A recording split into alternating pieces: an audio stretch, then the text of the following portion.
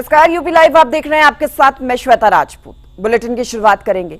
Brazil के सफल दौरे के बाद नामीबिया के लिए पीएम मोदी रवाना हुए हैं। नामीबिया के राष्ट्रपति नंदी नदैत्वा से मुलाकात करेंगे पीएम। दोनों देशों के बीच में द्विपक्षीय वार्ता होगी। कई अहम मुद्दों पर समझौता हो सकता है। ब्राजील के सफल दौरे के बाद नामीबिया के लिए प्रधानमंत्री नरेंद्र मोदी रवाना हुए हैं। नामीबिया के राष्ट्रपति नंदी नदैत्वा से मुलाकात करेंगे पीएम मोदी। दोनों देशों के बीच में द्विपक्षीय वार्ता होगी। साथ ही साथ कई अहम मुद्दों पर समझौता हो सकता है। 5 देशों की यात्रा पर देश के प्रधानमंत्री नरेंद्र मोदी के ब्राजील के बाद अब नामीबिया के दौरे पर प्रधानमंत्री।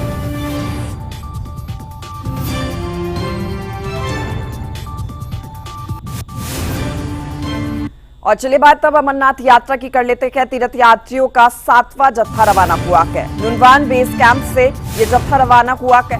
जत्थे में 7500 से अधिक तीर्थ यात्री शामिल हुए हैं। अब तक 3.5 लाख से अधिक तीर्थ यात्रियों ने बाबा बर्फानी के दर्शन किए हैं। ये जानकारी आई है। अमरनाथ यात्रा के लिए तीर्थ यात्रियों का 7वां जत्था रवाना हुआ है। नुनवान बेस कैंप से ये जत्था रवाना हुआ है। जत्थे में 7500 से अधिक तीर्थ यात्री शामिल हुए हैं। अब तक 3.5 लाख से अधिक तीर्थ यात्रियों ने बाबा बर्फानी के दर्शन भी कर लिए हैं।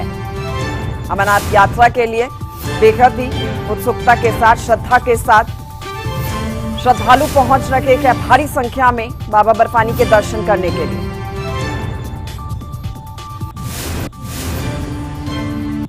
उत्तर प्रदेश में धर्मांतरण का रैकेट चलाने के आरोप में गिरफ्तार जमालुद्दीन उर्फ छांगुर बाबा की कोठी पर बुलडोजर एक्शन हुआ है। बलरामपुर में प्रशासन ने कोठी के अवैध निर्माण को ढहा दिया। बताया भी जा रहा है कि छांगुर बाबा ने करीब 3 करोड़ रुपए की आलीशान कोठी अपनी महिला मित्र नीतू उर्फ नसरीन को दी थी। बाबा ने नीतू का धर्मांतरण के बाद नसरीन नाम दिया था। देखिए।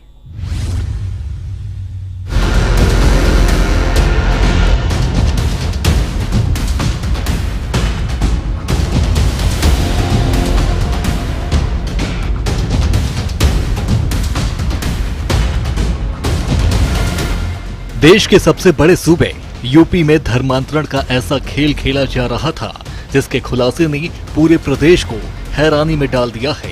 इसमें लव जिहाद का एंगल है, विदेशी फंडिंग है, ब्रेन वॉश का आरोप है और धर्म के नाम पर धोखे वाली चाल है।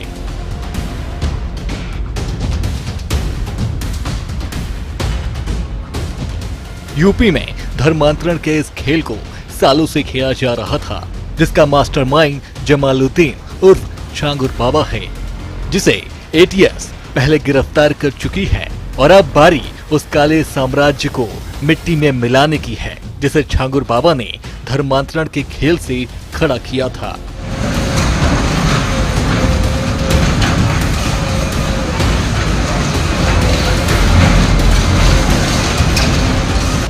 यूपी के बलरामपुर में छांगुर बाबा के इस आलीशान कोठी को देखिए, जिसके बारे में एटीएस का दावा है कि यहीं से देश भर में धर्मांतरण का नेटवर्क चलाया जा रहा था। लेकिन अब छांगुर बाबा की इस कोठी पर अब प्रशासन ने पीला पंजा चला दिया है। बताया जा रहा है कि ये कोठी करीब 3 बीघे में 3 करोड़ की लागत से बनाई गई थी। प्रशासन का कहना है कि अवैध निर्माण को लेकर पहले भी कई बार नोटिस दिया गया था, लेकिन कोई जवाब नहीं मिला, लिहाजा बुलडोजर एक्शन हुआ है। छांगुर बाबा उर्फ जमालुद्दीन, जो अपने आप को हजरत जलालुद्दीन के रूप में, पीर बाबा के रूप में प्रोजेक्ट करता है, इसके द्वारा जनपद बलरामपुर के कस्बा उतरौला में एक कन्वर्जन के बड़े नेटवर्क चलाए जाने की बात प्रकाश में आई थी। इसकी जांच एसटीएफ द्वारा की गई और ये जानकारी हुई कि इस ग्रुप द्वारा इनके एजेंट्स प्रेम जाल में फंसाकर यंग लोगों का धर्मांतरण कराते हैं।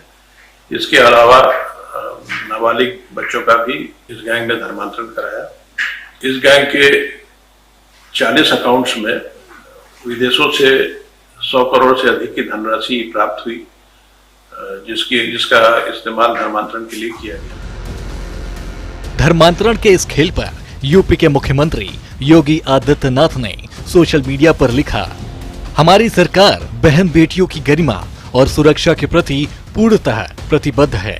प्रारंभिक जांच में सामने आया है कि आरोपी जमालुद्दीन की गतिविधियां समाज विरोधी ही नहीं बल्कि राष्ट्र विरोधी भी हैं। उत्तर प्रदेश सरकार कानून व्यवस्था को लेकर किसी प्रकार की ढिलाई नहीं बरतेगी। आरोपी और उसके गिरोह से जुड़े सभी अपराधियों की संपत्तियां जब्त की जाएंगी और उन पर सख्त कानूनी कार्रवाई की जाएगी। राज्य में शांति, सौहार्द और महिलाओं की सुरक्षा को भंग करने वालों के लिए कोई स्थान नहीं है। उन्हें कानून के अनुसार ऐसी सजा दी जाएगी जो समाज के लिए एक उदाहरण बने। दरअसल धर्मांतरण के लिए जमालुद्दीन उर्फ छांगुर बाबा पर बेहद चौंकाने वाले खुलासे हुए हैं। छांगुर बाबा की निशानी पर हिंदू लड़कियां होती थीं। लड़कियों को बहलाकर धर्मांतरण कराया जाता था। लड़कियों को प्रेम जाल में फंसाया जाता था। धर्म परिवर्तन के लिए जाति के आधार पर रेट फिक्स होता था। ऊंची जाति की लड़कियों के धर्मांतरण पर 15 से 16 लाख रुपए दिए जाते थे। पिछड़ी जाति की लड़कियों के 10 से 12 लाख रुपए और अन्य दूसरी जाति के लड़कियों के धर्मांतरण पर 8 से 10 लाख रुपए दिए जाते थे। धर्मांतरण के रैकेट के लिए विदेशों से 100 करोड़ से ज्यादा की फंडिंग हुई थी। लेकिन अब बाबा की पोल पट्टी खुल चुकी है। शनिवार को एटीएस ने धर्मांतरण के आरोप में इनामी छांगुर बाबा को नीतू उर्फ नसरीन के साथ लखनऊ से गिरफ्तार किया था। ब्यूरो रिपोर्ट, सूर्य समाचार। और बात अब नोएडा की भी कर लेते हैं, जहां सेक्टर 87 में एलपीजी सिलेंडर में विस्फोट हुआ। सिलेंडर में विस्फोट के कारण 4 मंजिला इमारत में भीषण आग का तांडव देखने को मिला। पहली मंजिल पर आग लगने से अफरा तफरी का माहौल मच गया। सूचना पर दमकल कर्मी पहुंचे, सभी लोगों को सुरक्षित बाहर इसमें निकाला गया। नोएडा से ये जानकारी।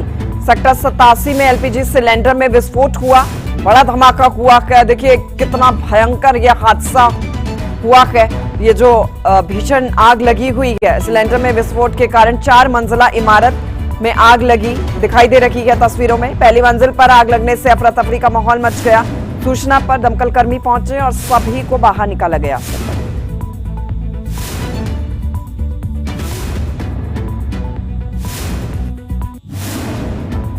शुरुआती दौर में हमें कुछ लोगों की फंसने की सूचना मिली है, इसलिए हमने 6 फायर टेंडर अलग अलग फायर स्टेशनों से रवाना किया है। हाइड्रोलिक प्लेटफॉर्म रवाना किया है। एडवांस रेस्क्यू टेंडर हमने रवाना किया है। हमने वहां जाके देखा कि घरेलू गैस रिसाव की वजह से जो है गैस सिलेंडर में आग लग गई है और वहां उस फ्लोर पे जो लोग रह रहे हैं और उसके ऊपरी फ्लोर पे जो रह रहे हैं, G+3 की बिल्डिंग थी, वो लोग जो है छत पे पहुंच गए। हमारी टीम गई है, BS सेट पहन के गए हैं, पुलिस के आला अधिकारी पहुंचे हैं, डीसीपी महोदय खुद पहुंचे थे और हम लोगों ने जाके जो है इनको सीढ़ियों के रास्ते से सबको सकुशल बाहर निकाला है। वहीं इटावा में पुलिस और बदमाशों के बीच में मुठभेड़ हुई है। मुठभेड़ में एक बदमाश गंभीर रूप से घायल हुआ है। फरार आरोपी की तलाश में पुलिस की टीम सर्च ऑपरेशन के दौरान पुलिस को बड़ी कामयाबी हाथ लगी है। इटावा में पुलिस और बदमाशों के बीच में मुठभेड़ की खबर है। मुठभेड़ में एक बदमाश गंभीर रूप से घायल हुआ है। फरार आरोपी की तलाश में पुलिस की टीम जुटी रही। सर्च ऑपरेशन के दौरान पुलिस को यह बड़ी कामयाबी हाथ लगी है।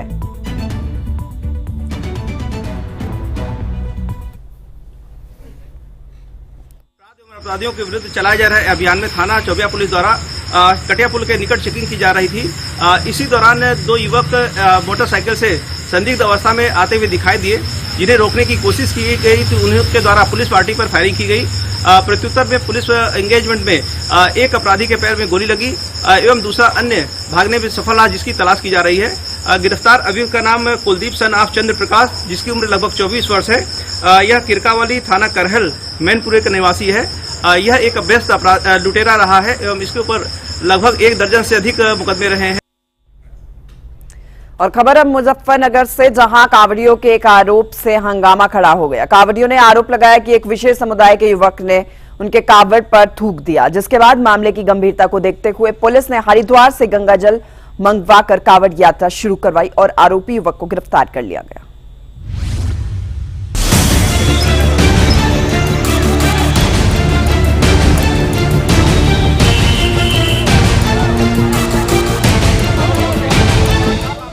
सावन के पवित्र महीने को लेकर सरकार अपनी तैयारियों में जुटी है।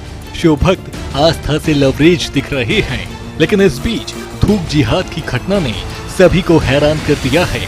मुजफ्फरनगर के पुरकाजी कस्बे में कावड़ मार्ग पर उस समय हंगामा खड़ा हो गया जब एक कावड़िये ने आरोप लगाया कि उसके कावड़ पर विशेष समुदाय के युवक ने थूक दिया है।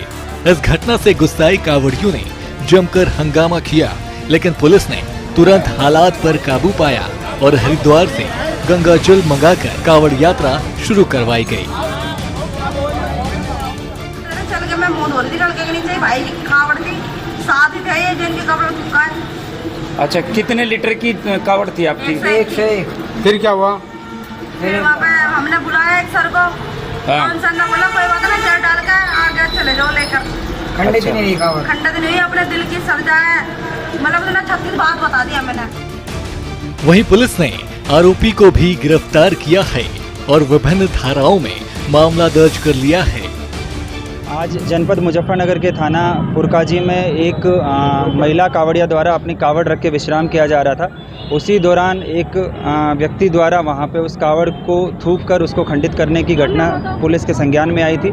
पुलिस ने तुरंत मौके पे पहुंच के घटना का संज्ञान लिया और जो कावड़िये थे उनसे बातचीत करके, जो सिविल सोसाइटी के लोग हैं उनसे बातचीत करके और उनकी पुनः हरिद्वार से पवित्र कावड़ मंगवाई गई और उनको सुपुर्द की गई।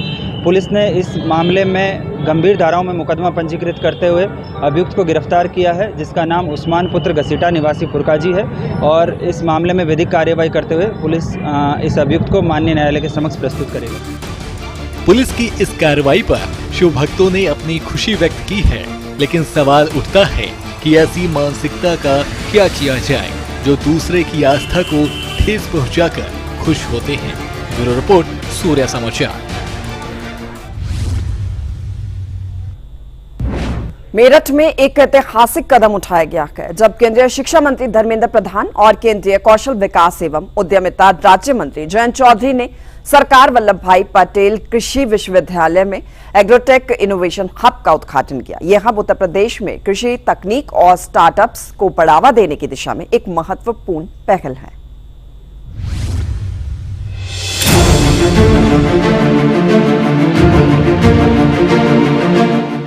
मेरठ के सरदार वल्लभ भाई पटेल कृषि एवं प्रौद्योगिकी विश्वविद्यालय में Uttar Pradesh agrotech innovation hub का उद्घाटन हुआ। इस समारोह में केंद्रीय शिक्षा मंत्री धर्मेंद्र प्रधान और केंद्रीय कौशल विकास एवं उद्यमिता राज्य मंत्री जयंत चौधरी ने शिरकत की।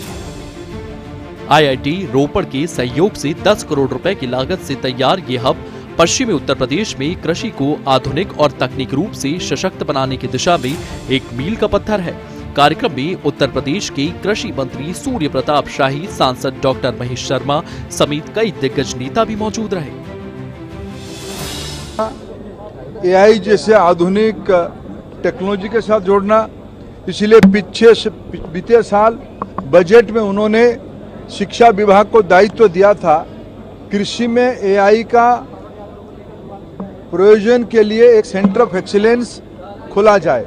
रोपड़ आईआईटी ने इस प्रकार के एक सेंटर ऑफ एक्सीलेंस एआई को यूज करने के लिए खोला है।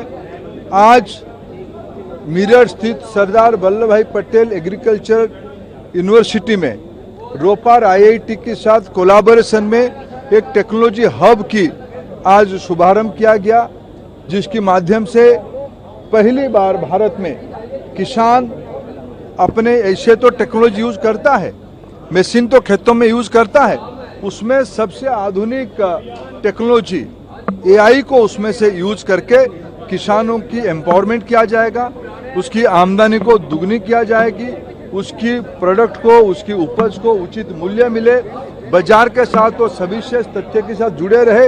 यही इसी उपक्रम का सबसे बड़ा उपलब्धि रहेगा। मैं बधाई देता हूँ मेरठ की और उत्तर प्रदेश की किसानों को, मैं बधाई देता हूँ एग्रीकल्चर यूनिवर्सिटी को, मैं धन्यवाद देता हूँ रोपड़ आईआईटी को। 14 में जब मोदी जी शासन की दायित्व में आए देश में, तब नगण्य मात्रा में 200-250 करोड़ रुपया की एथेनॉल खरीदी होती थी।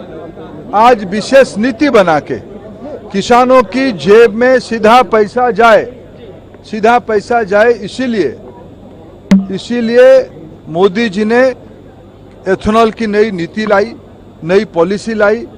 आज किसानों से 40,000 करोड़ रुपया की एथेनॉल की खरीदी की जा रही है। ये सीधा लाभ उत्तर प्रदेश की गन्ने किसानों को जाता है। देश की एथेनॉल की इकोनॉमी से जुड़े हुए जो किसान भाई है उन्हीं की जेब में पैसा सीधा सीधा जाता है।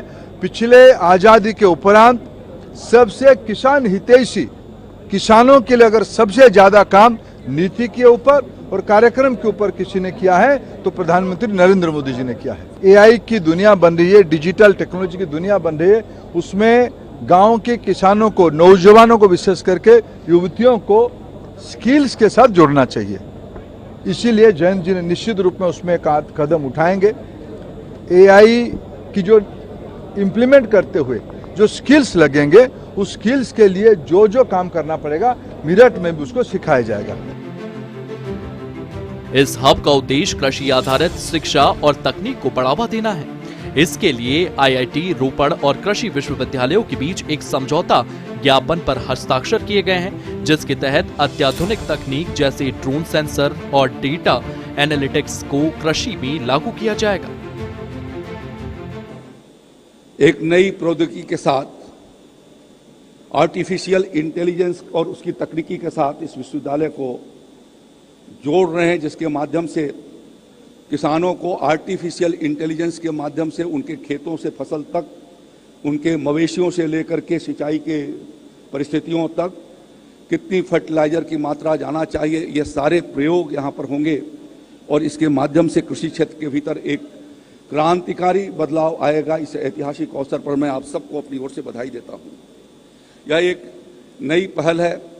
आदरणीय प्रधानमंत्री नरेंद्र मोदी जी ने विकसित भारत का संकल्प रखा है और विकसित भारत के संकल्प के साथ जब तक हमारी कृषि विकसित नहीं होगी तब तक वो संकल्प पूरा नहीं हो सकता और इस नाते कृषि क्षेत्र के भीतर भी नए नए आयाम जोड़े जा रहे हैं और आपके कृषि को आसान बनाए जाने के लिए वैज्ञानिक और तकनीकी आधार पर सरल किए जाने के जो प्रयास हो रहे हैं, उस प्रयास की कड़ी में आज का यह माननीय धर्मेंद्र जी का यहाँ पर आना और इस कार्यक्रम के भीतर उसका उद्घाटन करना और किसानों के बीच में यह एक संदेश भेजा जाना कि तकनीकी के माध्यम से आगे आपकी खेती की सहूलियत कैसे हो सकेगी। इस अवसर पर मैं आप सबका अपनी ओर से स्वागत करता हूँ।